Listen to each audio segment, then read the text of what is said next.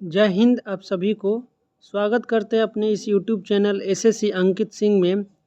जैसे कि आप लोग जानते हैं दोस्तों, आपका रेलवे ग्रुप डी का जो एग्ज़ाम होने वाला है वो आपका 3 अगस्त से 21 अगस्त के बीच आपका एग्ज़ाम डेट घोषित कर दिया गया है, जिसमें आपका दोस्तों टोटल 100 प्रश्न रहेंगे, जिसमें 25 प्रश्न आपका साइंस से संबंधित रहेगा, जो कि बहुत ही महत्वपूर्ण आपका मेरिट लिस्ट बनाने में संबंधित रहता है।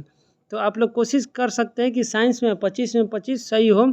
उसी से रिलेटेड आपका जितना भी साइंस में प्रीवियस ईयर आपका क्वेश्चन पूछा गया है उसका हम चैप्टर वाइज प्रश्न करा रहे हैं, जिसमें फिजिक्स और केमिस्ट्री का दोस्तों इसी चैनल पर हम वीडियो डाल चुके हैं पहला चैप्टर का। आज इस वीडियो में हम लोग बायोलॉजी का पहला चैप्टर देखेंगे, तो आप लोग ज़रूर इस वीडियो को लास्ट तक देखिएगा। और अगर चैनल पर नए हैं तो प्लीज़ चैनल को सब्सक्राइब कर बेल आइकन को भी ऑन कर लीजिएगा। तो आइए देखते हैं कि पहला क्वेश्चन चलते हैं। देखिए, देख सकते हैं दोस्तों कि ये जीव विज्ञान का पहला चैप्टर जीव विज्ञान के प्रमुख शाखाओं से संबंधित, इसमें जो भी रेलवे के एग्जाम में प्रश्न पूछा गया है, जैसे कि आपका रेलवे ग्रुप डी हो या पैरा मेडिकल हो या दोस्तों मिनिस्ट्रियल एएसओ कैटेगरी है या एनटीपीसी हो गया, इस सभी का एग्जाम में जितना भी प्रश्न पूछा गया है तो यहाँ पर दिया गया है। तो अगर आप लोग इसको कंप्लीट, बस हम टोटल 1 महीना के अंदर कराने वाले हैं, तो आप लोग अगर टोटल देख कर जाइएगा तो आपका कोई भी क्वेश्चन छूटने वाला नहीं है। बस आप वीडियो को लास्ट तक बने रहिएगा, और वीडियो अच्छी लगी तो एक लाइक करिएगा और अपने दोस्तों के पास भी ज़रूर शेयर करिएगा जो रेलवे की तैयारी करते हो, चाहे आपका रेलवे ग्रुप डी हो, एनटीपीसी हो या एएलपी हो, या अभी नया वैकेंसी दोस्तों टेक्नीशियन आया हुआ है, तो उसके लिए भी यह बहुत ही महत्वपूर्ण होने वाली है। तो पहला क्वेश्चन देखते हैं कि पहला क्वेश्चन कह रहा है दोस्तों कि जीव विज्ञान की कौन सी शाखा आपका वंशानुक्रम पैटर्न के माध्यम पर केंद्रित है। तो ये आपका दोस्तों देखिए ग्रुप डी जो कि 23/8/2022 के एग्ज़ाम पूछा गया है, उसके बाद पैरामेडिकल एग्ज़ाम में भी 2025 में ही दोस्तों लेटेस्ट पूछा गया है, और मिनिस्ट्रियल एएसओ कैटेगरी में भी दोस्तों 2025 में पूछा गया है। तो तीनों में देख सकते हैं कि ये आपका कितना ही महत्वपूर्ण क्वेश्चन हो जाता है। बताइए कि जीव विज्ञान की कौन सी शाखा वंशानुक्रम पैटर्न के माध्यम पर केंद्रित है। तो ये आपका अनुवांशिक यानी जेनेटिक्स आपका वंशानुक्रम के पैटर्न पर आधारित शाखा है, यानी राइट आंसर आपका ऑप्शन सी हो जाएगा। यहाँ पर दोस्तों उसका डिस्क्रिप्शन भी दिया गया है, तो हम डिस्क्रिप्शन भी आपको दोस्तों कुछ का बताते चलेंगे जो कि जो महत्वपूर्ण होगा। अगर अनुवांशिक विज्ञान का जनक पूछे तो ग्रेगर जॉन मेंडल को कहा जाता है, तो याद रखिएगा दोस्तों। अगला देखिए दूसरा नंबर क्वेश्चन, सब्जियों फलों और फूलों जैसी उच्च मूल्य वाली फसलों की खेती के लिए को क्या कहा जाता है। ये आपका एनटीपीसी 2021 में पूछा हुआ क्वेश्चन है कि सब्जियों फलों या फूलों की खेती को क्या कहा जाता है। तो इसे दोस्तों हॉर्टिकल्चर के नाम से जाना जाता है। याद रखिएगा दोस्तों, हॉर्टिकल्चर आपका सब्जियों फलों या फूलों खेती को हॉर्टिकल्चर कहा जाता है। उसी तरह आपका दोस्तों मछली का से संबंधित पीसी कल्चर हो जाएगा। नेक्स्ट क्वेश्चन देखिए तीसरा नंबर की कोशिकाओं के अध्ययन को डैश कहा जाता है। तो कोशिकाओं के अध्ययन को आपका साइटोलॉजी कहा जाता है, यानी राइट आंसर आपका ऑप्शन सी हो जाएगा। याद रखिएगा दोस्तों, कोशिकाओं के अध्ययन के विज्ञान को आपका साइटोलॉजी के नाम से जाना जाता है। ये भी आपका एनटीपीसी में पूछा गया है। अगला क्वेश्चन देखिए 4 नंबर, विटीकल्चर क्या है। तो विटीकल्चर में आपका अंगूर की खेती का अध्ययन किया जाता है, यानी राइट आंसर ऑप्शन सी हो जाएगा। तो दोस्तों इस तरह से देखें कि किसी में शाखा का नाम दिया गया और पूछा कि किससे संबंधित है, और किसी में खेती के बारे में दिया है जो पूछा है कि किससे आपका कौन सा संबंधित हो जाएगा। तो विटीकल्चर आपका अंगूर की खेती से संबंधित है। उसी तरह याद रखिएगा सब्जी की खेती के लिए ओलोरीकल्चर और फूलों खेती के लिए फ्लोरीकल्चर से संबंधित है, और इन दोनों को मिलाकर आपका हॉर्टिकल्चर कहा जाता है। अगला क्वेश्चन देखिए, एपिग्राफी का क्या अभिप्राय है। ये आपका एनटीपीसी एग्जाम में पूछा गया है कि एपिग्राफी का क्या अभिप्राय है। तो एपिग्राफी का आपका मुख्य रूप से शिलालेखों का अध्ययन के विज्ञान को कहा जाता है एपिग्राफी। यहाँ याद रखिएगा दोस्तों कि अगर ऑस्टियोलॉजी पूछे, यानी ऑस्टियोलॉजी आपका कंकाल यानी अध्ययन से संबंधित है। एपिग्राफी आपका शिलालेख के अध्ययन से संबंधित है। कार्टियोग्राफी आपका मानचित्र का अध्ययन से संबंधित है। और न्यूमिनिस्टिक आपका सिक्कों के अध्ययन से संबंधित विज्ञान हो जाएगा। यहाँ पर चारों याद रखिएगा दोस्तों कि एक प्रश्न का आपका 4-5 प्रश्न कंप्लीट हुआ। एस्ट्रोलॉजी कंकाल का अध्ययन, एपिग्राफी शिलालेख का अध्ययन, कार्टियोग्राफी मानचित्र का अध्ययन और न्यूमिस्मेटिक आपका सिक्कों के अध्ययन को कहा जाता है। अगला क्वेश्चन देखिए 6 नंबर कि पक्षियों के अध्ययन को क्या कहा जाता है। तो पक्षियों के अध्ययन को दोस्तों ऑर्निथोलॉजी के विज्ञान के नाम से जाना जाता है, यानी पक्षियों के अध्ययन को ऑर्निथोलॉजी कहा जाता है। उसी तरह से याद रखिए दोस्तों, अभी बताए हेप्टोलॉजी आपका सब्जी या फलों खेती के लिए। उसी तरह हार्पोटोलॉजी अगर पूछे तो उभयचर एवं सरीसृप के अध्ययन से। ऑप्थोमोलॉजी आपका आँख के चिकित्सा अध्ययन से। और एंथ्रोपोलॉजी मानव के क्रमिक विकास के अध्ययन से संबंधित आपका शाखा हो जाएगा। तो दोस्तों हो सके कि आपका एग्जाम में इनमें से कोई पूछ सकता हो, तो जो याद है तो उसका रिवीजन कर लीजिएगा और जो याद नहीं है उसको नोट करते चलिएगा। और इसका PDF हम अपना टेलीग्राम चैनल पर डाल दिए हैं, जिसका डिस्क्रिप्शन में लिंक दे देंगे, आप वहां से जाकर डाउनलोड कर सकते हैं। अगला देखिए 7 नंबर की सेरीकल्चर शब्द निम्नलिखित में से किससे संबंधित है। तो सेरीकल्चर आपका रेशम की खेती से संबंधित हो जाएगा, जो कि NTPC एग्जाम में दोस्तों पूछा गया है। तो रेशम की खेती या रेशम कीट के पालन के अध्ययन को सेरीकल्चर कहा जाता है। अभी जस्ट बताए थे दोस्तों कि मछली पालन या मत्स्य पालन का अध्ययन को PC कल्चर कहते हैं। उसके बाद मधुमक्खी पालन का अध्ययन को आपका AP कल्चर कहते हैं। और पक्षी पालन के अध्ययन को AV कल्चर कहते हैं। अगला देखिए 8 नंबर की सेरीकल्चर किससे संबंधित है। तो अभी जस्ट इसका रिपीट क्वेश्चन है दोस्तों। सेरीकल्चर आपका रेशम के कीड़ों का पालन से संबंधित हो जाएगा। तो अगर आप लोग प्रीवियस ईयर कंप्लीट देख कर जाते हैं तो आपका एग्जाम में 100% गारंटी है दोस्तों कि आपका रिपीट क्वेश्चन जरूर आता है। तो आप लोग जरूर कंप्लीट वीडियो देख कर जाइएगा। नेक्स्ट देखिए 9 नंबर की निम्नलिखित में कौन सा शब्द पशु व्यवहार के जैविक अध्ययन से सबसे अच्छा वर्णन करता है। तो जैविक अध्ययन का सबसे अच्छा वर्णन आपका इथोलॉजी विज्ञान करता है, यानी राइट आंसर आपका ऑप्शन D हो जाएगा। वहीं अगर इटियोलॉजी अगर पूछे तो रोगों के कारणों का अध्ययन की शाखा है। एंटोमोलॉजी आपका कीटों की अध्ययन से संबंधित है। और उसके बाद इथनोलॉजी मानव जाति विज्ञान से संबंधित शाखा हो जाएगा। अगला क्वेश्चन पर चलते हैं दोस्तों। अगला है कि हीमोटोलॉजी का अध्ययन डैश से संबंधित है। तो हीमोटोलॉजी का अध्ययन आपका दोस्तों रक्त से संबंधित शाखा हो जाएगा। उसी तरह से देखिए दोस्तों, यहाँ पर दिया है कि डेंट्रोलॉजी आपका वृक्ष एवं झाड़ियों के अध्ययन से संबंधित है। टिश्यू कल्चर आपका कृत्रिम माध्यम से ऊतकों के संवर्धन से संबंधित हो जाएगा। वायरोलॉजी आपका विषाणु के अध्ययन से संबंधित शाखा है। ये आपका RRB JEE का प्रश्न पूछा हुआ है। अगला देखिए 11 नंबर की निम्नलिखित में से किसमें मनुष्य का अध्ययन होता है। बताइए कि इनमें से किसमें मनुष्य का अध्ययन किया जाता है। तो ये आपका एंथ्रोपोलॉजी में मनुष्य की अध्ययन होती है, यानी राइट आंसर आपका ऑप्शन C हो जाएगा। वहीं अगर आर्कियोलॉजी पूछे तो आर्कियोलॉजी में पुरातत्व संबंधित विज्ञान की शाखा का अध्ययन है। उसी तरह से इकोथोलॉजी में मछलियों का अध्ययन किया जाता है। दोस्तों याद रखिएगा PC कल्चर में मछली पालन से संबंधित है, जबकि इकोथोलॉजी में मछलियों के अध्ययन से संबंधित हो जाएगा।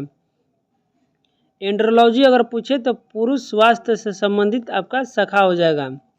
अगला देखिए 12 नंबर प्रश्न है कि निषेचन विकास विभाजन और विभिन्नता के अध्ययन को किस नाम से जाना जाता है, जो कि NTPC का प्रश्न है।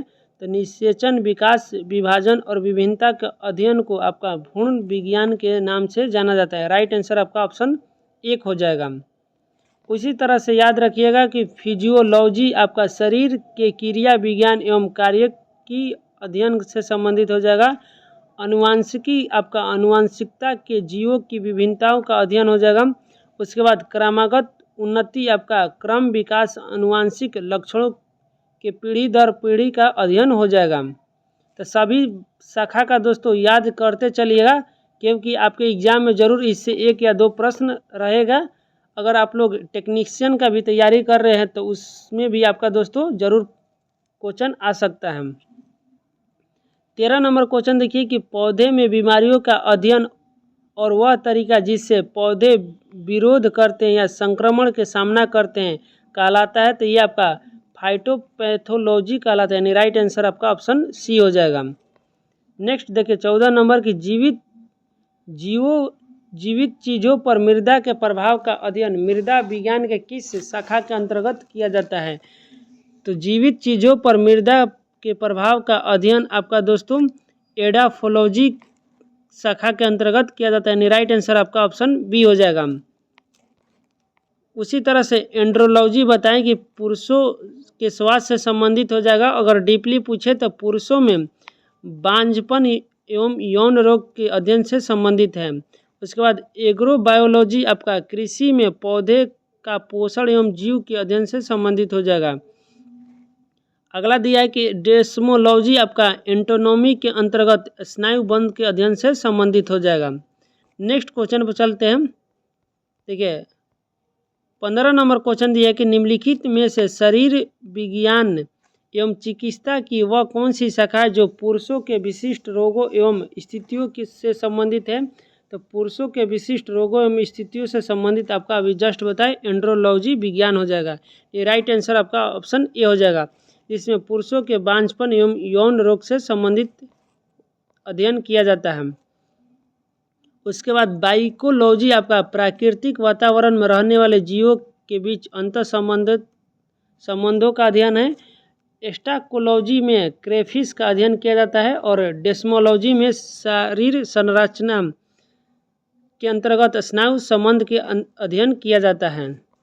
अगला क्वेश्चन देखिए 16 नंबर प्रश्न है कि निम्नलिखित में से चिकित्सा विज्ञान की कौन सी प्रशाखा यकृत के उपचार और अध्ययन से संबंधित है। तो यकृत के उपचार और अध्ययन से संबंधित आपका हेपेटोलॉजी विज्ञान हो जाएगा, यानी राइट आंसर आपका ऑप्शन बी हो जाएगा। उसी तरह दोस्तों हेपेटोलॉजी में अगर पूछे तो यकृत, पित्ताशय और अग्न्याशय का अध्ययन किया जाता है। उसके बाद एल्कोलॉजी में अगर पूछे तो अल्सर का अध्ययन किया जाता है। अगला दिया है कि जेरिएट्रिक्स में आपका बुजुर्गों के स्वास्थ्य की देखभाल का अध्ययन किया जाता है आपका जेरिएट्रिक्स शाखा में। नेक्स्ट देखिए 17 नंबर की जीवों के वर्गीकरण से संबंधित जीव विज्ञान की शाखा को क्या कहते हैं। तो जीवों के वर्गीकरण से संबंधित जीव विज्ञान की शाखा को दोस्तों वर्गीकरण विज्ञान कहा जाता है, यानी राइट आंसर ऑप्शन ए हो जाएगा। और वर्गीकरण का अगर जनक पूछे तो लिनियस को माना जाता है। नेक्स्ट दिया है कि नेथोलॉजी आपका संकर का अध्ययन से संबंधित हो जाएगा। शरीर रचना विज्ञान यानी एंटोमोलॉजी आपका शरीर रचना से संबंधित हो जाएगा। और उसके बाद दोस्तों सेरो विज्ञान यानी लिमोनोलॉजी नदी, झील, तालाब, आर्द्रभूमि जो कि समुद्र से अलग करते हैं उनका अध्ययन से संबंधित विज्ञान हो जाएगा। अगला देखिए है दोस्तों 18 नंबर जो कि जेई का प्रश्न है कि जंतु विज्ञान किसका अध्ययन है। तो जंतु विज्ञान आपका दोस्तों जानवरों का अध्ययन हो जाएगा, राइट आंसर आपका ऑप्शन डी हो जाएगा। 19 नंबर देखिए कि विज्ञान की एक शाखा जो जीवन या पृथ्वी से परे मौजूद जीवन की संभावनाओं से संबंधित है उसको क्या कहा जाता है। तो उसको दोस्तों ऑप्शन पर बताते हैं कि यहाँ देखिए उसको एसोबायोलॉजी के नाम से जाना जाता है, यानी राइट आंसर आपका ऑप्शन बी हो जाएगा। अगला देखिए 20 नंबर तत्व और मानव जैसी प्रजातियों जैसे कि बंदर, वानर, वनमानुष आदि के व्यवहार का अध्ययन किस में किया जाता है। तो ये आपका प्राइमेटोलॉजी में किया जाता है, जो कि एनटीपीसी एग्जाम में पूछा हुआ क्वेश्चन है। तो आप लोग देख सकते हैं कि एनटीपीसी का किस तरह का लेवल होता है, कैसा कैसा प्रश्न पूछा जा रहा है। तो इसमें बायोलॉजी का जितना भी चैप्टर होगा दोस्तों उसके साथ फिजिक्स हो या केमिस्ट्री हो, टोटल साइंस का हम इसी चैनल पर आपका टोटल वीडियो डालने वाले हैं, जो कि इसका अलग प्लेलिस्ट बना देंगे। तो आप लोग ज़रूर चैनल को सब्सक्राइब कर वीडियो को दोस्तों अंत तक देखते रहिएगा। अगला क्वेश्चन देखिए 21 नंबर के निम्नलिखित में से कौन सा मकड़ियों का अध्ययन से संबंधित है। तो मकड़ियों का अध्ययन आपका एरेकोनोलॉजी शाखा में किया जाता है, यानी मकड़ियों का अध्ययन एरेकोनोलॉजी में किया जाता है। उसके बाद दोस्तों अगर पूछे एंथ्रोपोलॉजी आपका मानव की संस्कृति और सभ्यता का अध्ययन है। उसके बाद एपियोकोलॉजी आपका मधुमक्खियों का अध्ययन है। और साइनोलॉजी आपका कुत्तों के अध्ययन से संबंधित हो जाएगा। उसके बाद 22 नंबर देखिए, सोरोलॉजी आपका अध्ययन है, तो सोरोलॉजी छिपकली का अध्ययन से संबंधित हो जाएगा।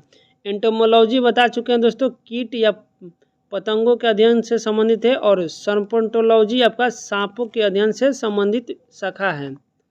अगला देखिए 23 नंबर की डैश लिखित दस्तावेज है जो एक मानव विज्ञानी संस्कृति का चित्रण दर्शाते अनुसंधान से तैयार किया जाता है। तो ये आपका एंथोनोग्राफी एक लिखित दस्तावेज है जिसमें मानव विज्ञान संस्कृति का चित्रण का अध्ययन किया जाता है। नेक्स्ट क्वेश्चन पर चलते हैं दोस्तों। देखिए अगला क्वेश्चन देखिए 24 नंबर है कि प्राचीन काल के जानवरों, पौधे एवं अन्य जीवों के संरक्षित अवशेष या चिन्हों का अध्ययन का विज्ञान कहलाता है। तो प्राचीन काल के आपका अवशेष या चिन्हों के विज्ञान के शाखा को जीवाश्म विज्ञान यानी इंग्लिश में पूछे तो पैलियोंटोलॉजी कहा जाता है। राइट आंसर आपका ऑप्शन सी हो जाएगा। तो दोस्तों इसका इंग्लिश भी याद रखिएगा क्योंकि कभी कभी नाम सिर्फ इंग्लिश ही दिया रहता है। तो इंग्लिश में पैलियोंटोलॉजी और हिंदी में जीवाश्म विज्ञान कहा जाता है, जो कि दोस्तों आपका देखिए यहाँ पर देख सकते हैं कि आरआरबी जेई हो, ग्रुप डी और एनटीपीसी तीनों एग्जाम में पूछा गया प्रश्न है। उसी तरह से देखिए यहाँ पर अगर नृविज्ञान या एंथ्रोपोलॉजी पूछे तो मानव शास्त्र या मानव विज्ञान से संबंधित हो जाएगा। आर्कियोलॉजी यानी पुरातत्व विज्ञान आपका मानव संस्कृति के विकास से संबंधित हो जाएगा। और फार्माकोलॉजी यानी औषधि विज्ञान जड़ी बूटियों के अध्ययन से संबंधित है। अगला देखिए 25 नंबर पूछा है पादप विज्ञान यानी साइटोलॉजी में किसका अध्ययन किया जाता है। तो साइटोलॉजी में दोस्तों पौधे को अध्ययन किया जाता है। राइट आंसर आपका ऑप्शन बी हो जाएगा। अगला देखिए 26 नंबर की ऑन्कोलॉजी किस बीमारी के उपचार से जुड़ा हुआ है। तो ऑन्कोलॉजी आपका कैंसर की बीमारी से जुड़ा हुआ है। राइट आंसर आपका ऑप्शन सी हो जाएगा। अगला देखिए 27 नंबर की कवक विज्ञान क्या है। तो कवक विज्ञान में दोस्तों कुकुरमुत्ता का अध्ययन से संबंधित हो जाएगा। राइट आंसर आपका ऑप्शन बी हो जाएगा। और कवक विज्ञान के इंग्लिश में याद रखिएगा माइकोलॉजी कहा जाता है, जबकि शैवाल विज्ञान अगर पूछे तो फाइकोलॉजी कहा जाता है। उसी तरह से एपीकल्चर बता चुके हैं, तो एपीकल्चर में मधुमक्खियों का अध्ययन, सोरोकल्चर में छिपकली का अध्ययन और इकोथोलॉजी में आपका मछलियों का अध्ययन किया जाता है। अगला देखिए 28 नंबर की माइकोलॉजी का अध्ययन किसमें किया जाता है। तो माइकोलॉजी अभी दोस्तों बताएं इंग्लिश नाम आपका कवक विज्ञान से संबंधित हो जाएगा। राइट आंसर ऑप्शन बी हो जाएगा। उसके बाद 29 नंबर देखिए, 29 नंबर दिया है कि ओरिनोलॉजी किसका अध्ययन है। तो ओरिनोलॉजी आपका सपने से संबंधित अध्ययन हो जाएगा, यानी ओरिनोलॉजी में सपने यानी अध्ययन किया जाता है। अगला देखिए 30 नंबर की टॉक्सिकोलॉजी किसका अध्ययन है। तो टॉक्सिकोलॉजी आपका दोस्तों जहर का अध्ययन किया जाता है, यानी राइट आंसर ऑप्शन बी हो जाएगा। टॉक्सिकोलॉजी में जहर का अध्ययन किया जाता है। और अभी न्यू फिल्म टॉक्सिक भी आने वाला है जो कि यश का है। देखिए आपका एनटीपीसी में पूछा गया क्वेश्चन है। अगला देखिए 31 नंबर की टेक्सोनोमी मूल रूप से डैश संबंधित है। तो टेक्सोनोमी आपका दोस्तों जैव विविधता से संबंधित है। राइट आंसर आपका ऑप्शन ए हो जाएगा। अगला देखिए 32 नंबर दिया है कि बायोसिस्टमेटिक्स का उद्देश्य क्या है। तो बायोसिस्टमेटिक्स का उद्देश्य यहाँ पूछा है। तो दोस्तों बायोसिस्टमेटिक्स में आपका अध्ययन से सभी क्षेत्र से मानकों की समग्रता और उनके विकासवादी इतिहास का अध्ययन किया जाता है, यानी राइट आंसर आपका ऑप्शन डी हो जाएगा। नेक्स्ट देखिए 33 नंबर की विभिन्न प्रकार के ऊतकों का अध्ययन क्या कहा जाता है। तो विभिन्न प्रकार के ऊतकों का अध्ययन ऊतक विज्ञान कहा जाता है। राइट आंसर आपका ऑप्शन डी हो जाएगा। अगला देखिए 34 नंबर की जानवरों के उनके पर्यावरण के साथ संबंधों के अध्ययन को क्या कहा जाता है। तो जानवरों के उनके पर्यावरण के साथ संबंधों का अध्ययन को इकोलॉजी कहा जाता है। राइट आंसर आपका ऑप्शन डी हो जाएगा, जो कि आरआरबी जेईई में पूछा गया प्रश्न है। तो इस तरह से देखिए दोस्तों, इसमें जितना भी आपका शाखा से संबंधित है सभी का हम एक साथ जो दिया था करा चुके हैं। नेक्स्ट अगला चैप्टर नंबर 2 है। चैप्टर नंबर 2 आपका जंतु कोशिका से संबंधित है, जो कि नेक्स्ट वीडियो में कराएंगे, ताकि वीडियो लंबा भी ना हो। तो आप लोग ज़रूर चैनल को सब्सक्राइब कर लीजिएगा, ताकि आपका एग्ज़ाम में हेल्पफुल मिल सके, और अपने दोस्तों के पास ज़रूर शेयर करिएगा। मिलते हैं नेक्स्ट वीडियो में, तब तक के लिए जय हिंद।